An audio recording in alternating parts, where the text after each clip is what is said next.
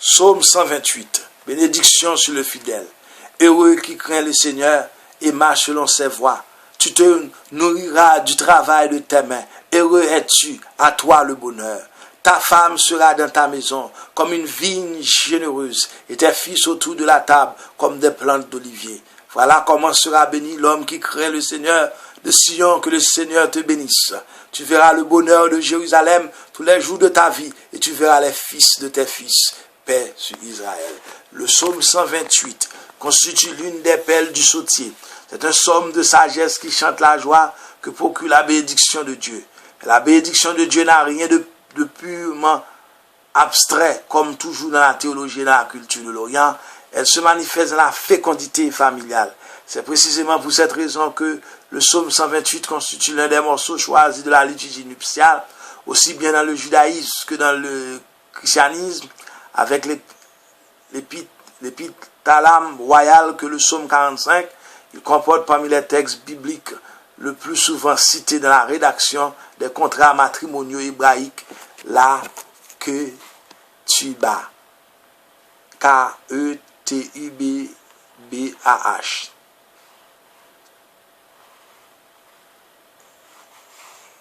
Contrat, rédaction des contrats matrimoniaux.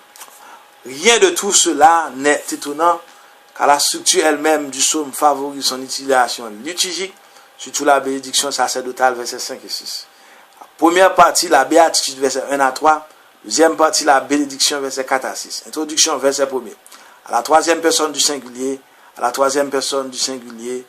verset 4. La béatitude, verset 2 et 3.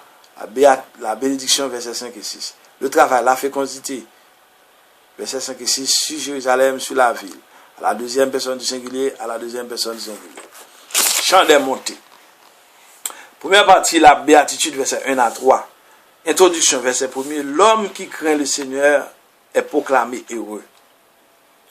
On sait déjà que la crainte dont il s'agit ici, c'est à peu près ce que nous appelons religion ou piété envers Dieu.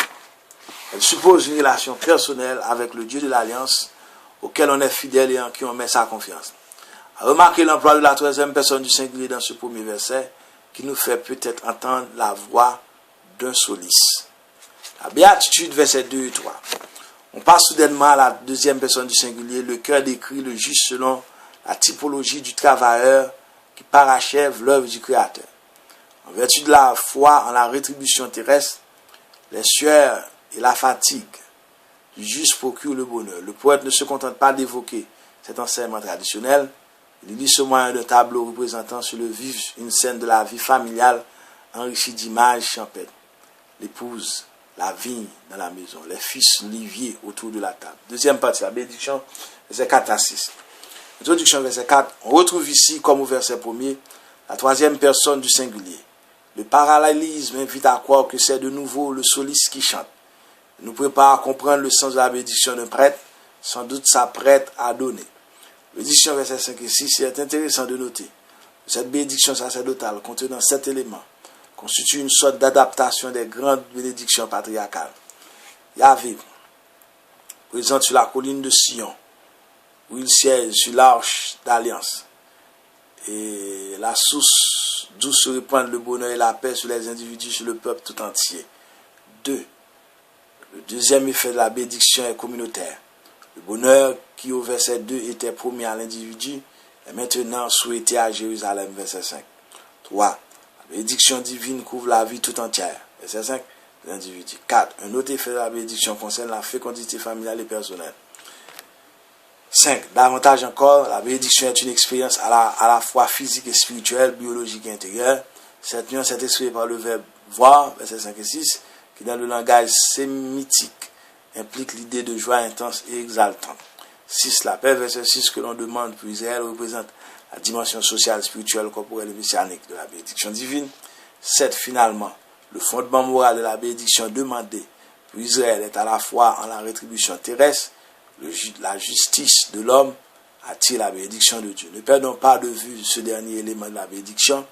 La foi en la rétribution terrestre, c'est pour ce motif que le bonheur, selon le psalmiste, consiste dans la prospérité matérielle, une épouse féconde, des fils nombreux.